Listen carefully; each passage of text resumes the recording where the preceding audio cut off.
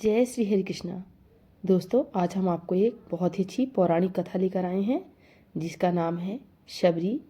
तो शबरी कौन थी और वो भगवान राम की कितनी बड़ी भक्ति थी कि उन्होंने चख के अपने जूठे बेर भगवान राम को खिलाए थे।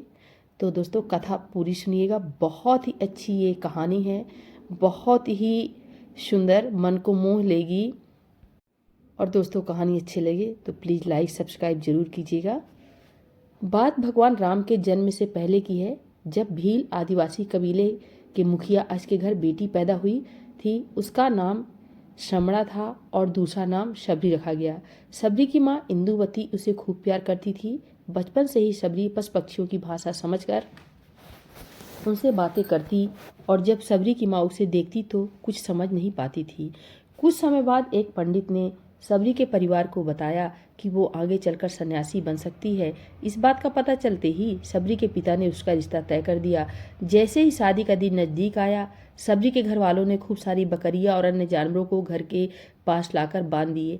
एक दिन शबरी का माँ जब उससे बाल बना रही थी तो उसने माँ से पूछा, माँ, इतने सारे जानवर हमारे घर में क्यों लाए गए हैं? माँ ने जवाब दिया, बेटी, तुम्हारा विवाह होने वाला है, इसलिए हम लोगों ने उसका इंतजाम बल के लिए किया है। तुम्हारी शादी के दिन ही बलि प्रथा होगी और फिर इनसे स्वादिष्ट भोजन बनाकर सबको परोसा जाएगा। यह सब सुनकर शबरी दुखी हो गई।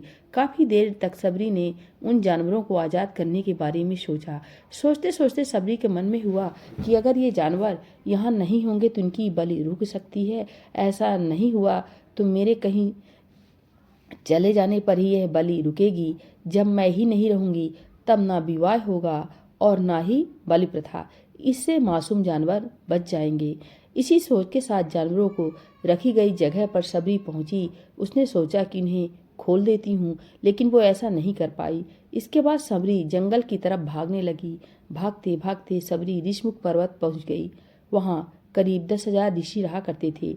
शबरी को लगा कि वो भी इसी जंगल में किसी तरह ऋषि मुनियों की सेवा करके अपना जीवन जी लेगी। वो चुपचाप उसी जंगल में एक हिस्से में किसी तरह रहने लगी।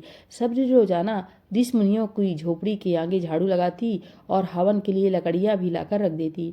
ऋषि मुनियों को समझ नहीं आ रहा था कि जंगल में उनके काम अपने आप कैसे हो रहे हैं। एक दिन शबरी को किसी ऋषि ने देख लिया। उसे देखते ही उसका परिचय पूछा। जैसे ही शबरी ने बताया कि वो भील आदिवासी परिवार से संबंध रखती है तो उसे ऋषियों ने खूब डांट लगाई। शबरी को इस बात का बिल्कुल भी पता नहीं था कि उसकी जात छोटी है और उसे ऋषियों द्वारा जात की बजाय अपमान सहन करना पड़ेगा। इतना सब होने के बाद भी शबरी के हर ऋषि मुनि के दरवाजे पहुंचती और उनके आंगन में झाड़ू लगाकर उनसे गुरु दीक्षा लेने के लिए कहती। हर कोई शबरी को उसकी जात की वजह से अपने आश्रम से भगा देता था। ऐसा होते होते काफी समय बीत गया। उसके बाद शबरी मतंग ऋषि की कुटिया में पहुंची। वहां पहुंचकर मतंग ऋषि को शबरी ने बताया कि वो उनसे गुरु दीक्षा लेना चाहती है। उन्होंने खुशी खुशी उसे अपने गुरुकुल में रहने दिया और भगवान से जुड़ा ज्ञान देते रहे। शबरी ने भी अपने गुरु मतंग ऋषि की सेवा करने में कोई कसर नहीं छोड़ी। वो गुरुकुल के सारे काम निपटा करती थी। शबरी से खुश होकर मतंग ऋषि ने उसे बेटी मान लिया था। समय के साथ मतंग ऋषि का शरीर बूढ़ा हो गया। उन्होंने एक दिन शबरी को अपने पास बुलाया और कहा, बेटी, मैं अपना देह त्यागना चाह रहा हूँ। बहुत साल हो गए इस शरीर में रहते रहते। शबरी ने दुखी मन से कहा, आपके ही सहारे मैं इस जंगल में रह पाई हूँ। आप ही चले जाएंगे तो मैं जीकर क्या करूँगी? आप अपने संग मुझे भी ले जाइए, मैं भी देह त्याग दूंगी। मतंग ऋषि ने जवाब दिया, बेटी, तुम्हें चिंता करने की जरूरत नहीं है। राम तुम्हारी चिंता करेंगे और ध्यान भी रखेंगे।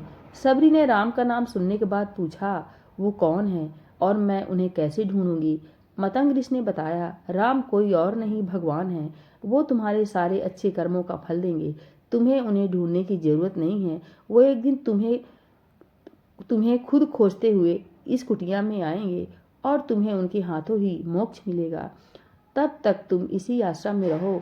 इतना कहते ही मतंग ऋषि ने अपना शरीर त्याग दिया। शबरी के मन में मतंग ऋषि के जाने के बाद एक ही बात थी कि भगवान राम स्वयं उससे मिलने आएंगे।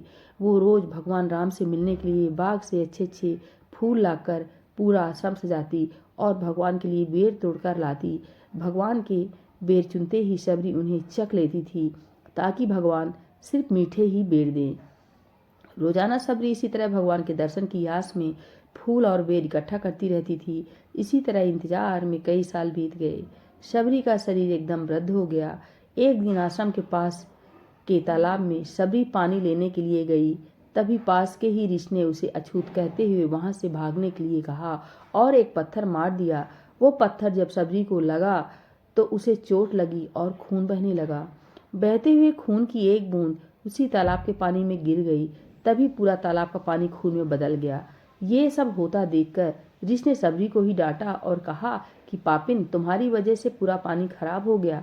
रोज ऋषि उस पानी को साफ करने के लिए अपनी कई तरह की विद्याओं का इस्तेमाल करते। कई सारे जतन करने के बाद भी कुछ नहीं हुआ। फिर उन्होंने गंगा जैसी कई पवित्र नदियों का जल भी उस तालाब में डाला, फिर भी तालाब का पानी साफ नहीं हो पाया और वो खून जैसा ही रहा। कई सालों तक तालाब के पानी को साफ करने की कोशिश के बाद भी कुछ काम नहीं आया तो ऋषि ने थक कर सब कुछ छोड़ दिया। इस घटना के कई सालों के बाद भगवान राम अपनी पत्नी सीता के हरण के बाद उन्हें ढूंढते हुए उसी तालाब के पास पहुंचे। ऋषि मुनियों ने उन्हें पहचान लिया। भगवान को वहां देखकर ऋषियों ने तालाब का पानी साफ करने के लिए भगवान को अपने पैर उसमें डालने के लिए कहा, लेकिन पानी जैसा का तैसा ही था। ऋषि मुनियों ने भगवान से भी कई अन्य जतन करवाए, लेकिन वो पानी जस का तस खून जैसा ही रहा। तब भगवान ने ऋषियों से पानी के रक्त में बदलने की कहानी पूछी। तब ऋषि ने शबरी को पत्थर मारने वाली सारी बात बता दी। उसके बाद कहा कि वो महिला ही अपवित्र है, छोटी जात की है, इसलिए सब हुआ है। उसी वक्त भगवान राम ने कहा, ये सब आप लोगों के खराब वचनों से हुआ है।